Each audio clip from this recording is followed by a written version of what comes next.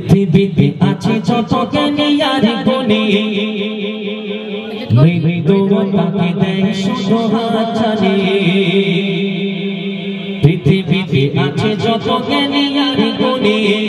মৃত্যুকে দেয় শুধু হাতছানি দেখো না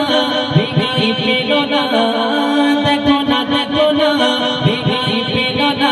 দুনিয়া ছেড়েছে শ্রেষ্ঠ নবী পৃথিবীতে আছে যত জ্ঞানী আর গুণী মৃত্যুকে দেয় শুধু হাতছানি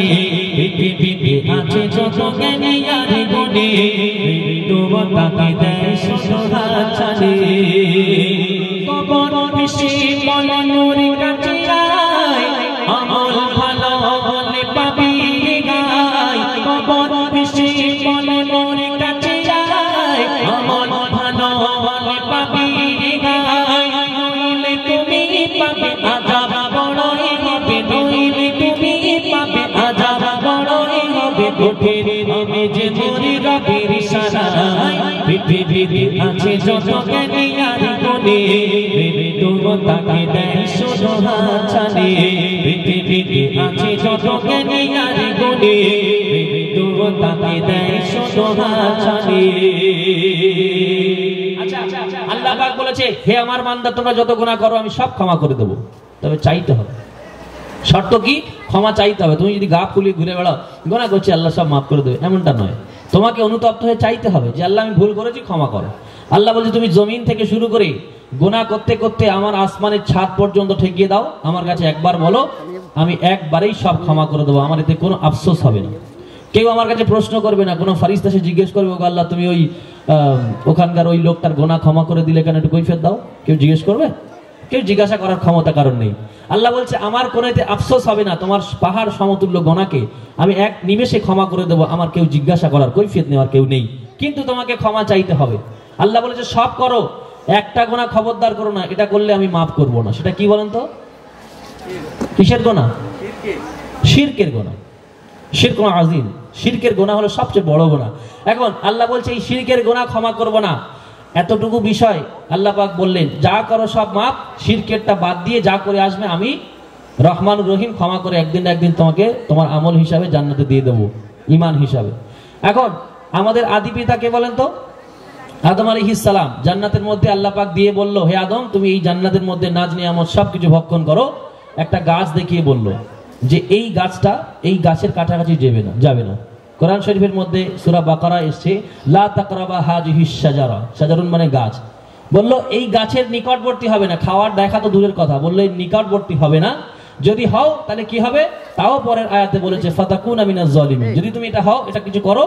তাহলে তুমি জালিমদের মধ্যে অন্তর্ভুক্ত হবে আর জালিম কখনো জান্নাতের মধ্যে থাকতে পারে না আল্লাহ পাক যখনই আদম আলাইহিস সালাম ওই গাছের ফল খেলেন আল্লাহ পাক জান্নাত থেকে পৃথিবীর জমিনে পাঠিয়ে দিলেন কবি ছন্দের মাধ্যমে লিখছেন শোনাও জান্নাতে সেই জান্নাতকে বনে আদম সন্তান গোনায় মেতে থাকে জান্নাতে সেই জান্নাতকে বনে আদম সন্তান গোনায় মেতে থাকে ভুবনের যত পাপ কম বেশি আছে না ভুবনের যত পাপ কম বেশি আছে না শিরকের গুনাহ ক্ষমা হবে না তো জানে পৃথিবীতে আছে যত জ্ঞানী আর গুণী মৃত্যুকে দেয় শুধু হাতছানি পৃথিবীতে আছে যত জ্ঞানী আর গুণী মৃত্যুকে দেয় শুধু হাতছানি জাহান্নাম বলছে তোমরা মরে যাওয়ার আগে যা কিছু দেনা পাওনা আছে যা কিছু গুনাহ আছে সবকিছু মাফ করে এসো নইলে আমি বড় কঠিন জায়গা হয়ে যাব আমার বন্ধু এমডি তৌহিদ আলম আমার সঙ্গে এসেছে এই গজল তার লেখা আমি পরিবেশন করে শোনাবো শেষ কথায় অতি মূল্যবান কথায় কবি লিখছেন শোনাও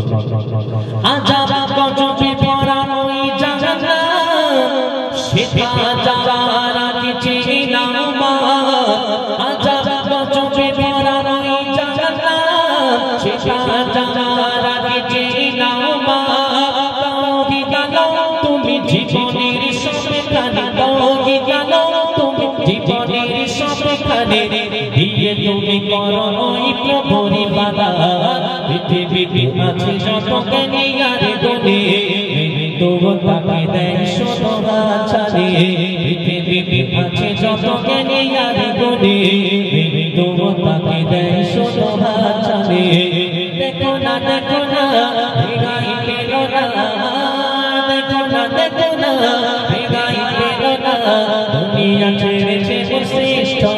দে পৃথিবীতে আছে যত জ্ঞানী আর গুণী মৃত্যু তাকে দেয় শুধু হাতছানি। চলো